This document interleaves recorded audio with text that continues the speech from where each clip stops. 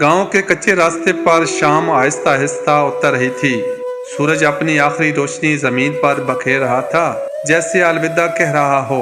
उसी गांव में एक बूढ़ा शख्स रहता था, अकेला, खामोश, मगर हमेशा मुतमईन। लोग कहते थे कि इसके पास कोई खास राज है, तभी वो हर हाल में खुश रहता है।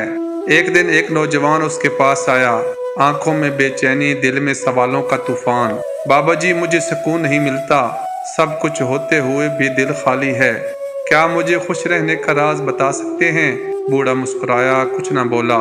उसने नौजवान को अपने साथ चलने का इशारा किया। दोनों गांव से बाहर एक सुनसान रास्ते पर पहुंचे। अंधेरा बढ़ने लगा था। बूढ़े ने एक छोटा सा चिराग निकाला और जलाया।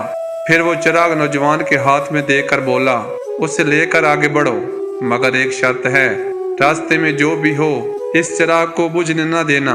नौजवान चल पड़ा। रास्ता मुश्किल था, कहीं पत्थर, कहीं कांटे, कहीं हवा के तेज झोंके। वो बार बार ठोकर खाता, मगर हर बार चिराग को बचा लेता। कुछ देर बाद वो वापस आया, थका हुआ, मगर चिराग अभी भी जल रहा था। बूढ़े ने पूछा, रास्ते में तुमने क्या देखा? नौजवान ने जवाब दिया, मैंने कुछ नहीं देखा, मैं तो बस इस चिराग को बचाने में लगा रहा।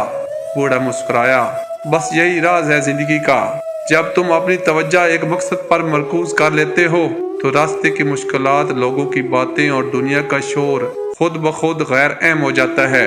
नौजवान खामोश हो गया।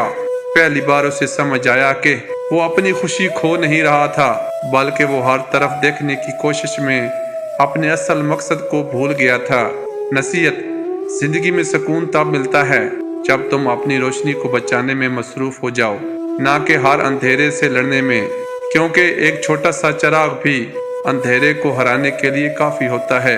पोस्ट अच्छी लगे तो दोस्तों में ज़रूर शेयर कीजिए।